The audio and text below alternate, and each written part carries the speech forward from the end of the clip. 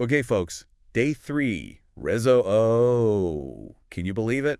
I don't know about you, but If you're feeling even slightly as, well, fuzzy as I am after that Cubicasa Metrotex Modern Tech Reach Bash last night, yeah, that was a good time. well, you're in good company. But hey, good news is it's a half day. We can do this. We're going to power through till noon, see what's cooking in the world of real estate tech one last time.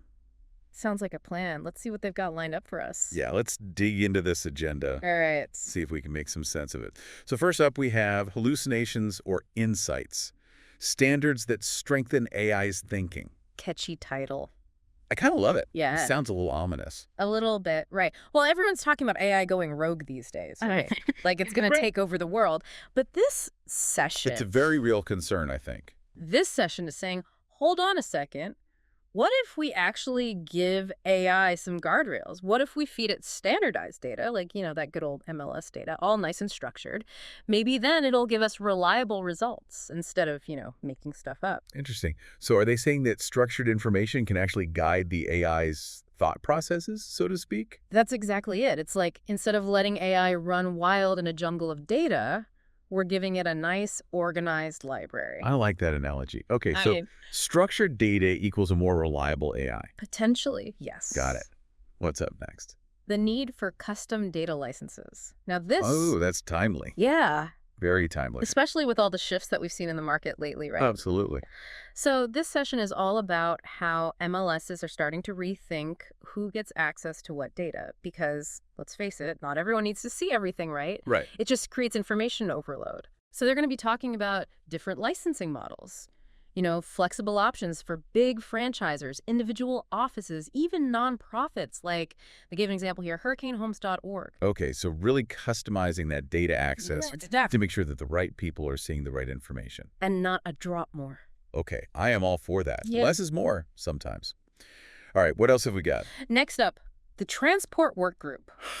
Now, I know. That doesn't exactly sound... It doesn't exactly scream like, most exciting session ever. riveting. Yeah, it doesn't.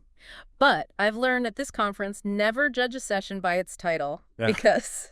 There's always a surprise lurking. There is. And this one is about some pretty important stuff. Like, they're talking about creating a universal days on market calculation. Wait, stop right there. Yeah. Because anyone who's ever tried to compare DOM across different MLSs knows it's like... Oh, it's a nightmare. It's a nightmare. It's like, is it apples and oranges?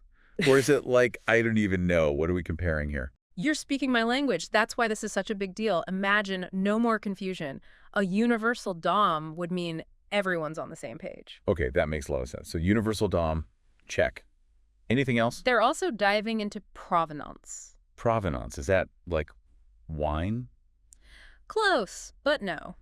In this case, it means tracing the origin of data. Like, imagine you can track a listing's entire journey from the moment it's entered into the MLS across all these different platforms. So like full transparency. Exactly. You can see where it's been, who's touched it, and most importantly, that it's accurate. That's huge.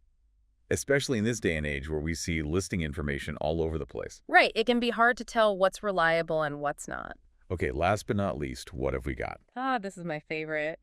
The Hangover Station. Strategically placed and sponsored by Vestaplus, no less. Oh, they knew what they were doing with that one. Smart. Smart. Very smart. Okay, so there you have it. Day 3 at RESO. A little bit of AI, a little bit of data, and a whole lot of coffee, I'm guessing. Sounds like a plan. So as we wrap up our RESO coverage, Yeah. I'm curious, all this talk about standardized data for AI, Right. it got me thinking, what happens when the data itself is flawed? Ooh, good point. Like, what if the information we're feeding these AI systems is biased or incomplete to begin with? Something to ponder, folks, as we venture further into the world of real estate tech. Something to think about, for sure. And on that note... On that note, I need more coffee. Let's do it. See you all next time.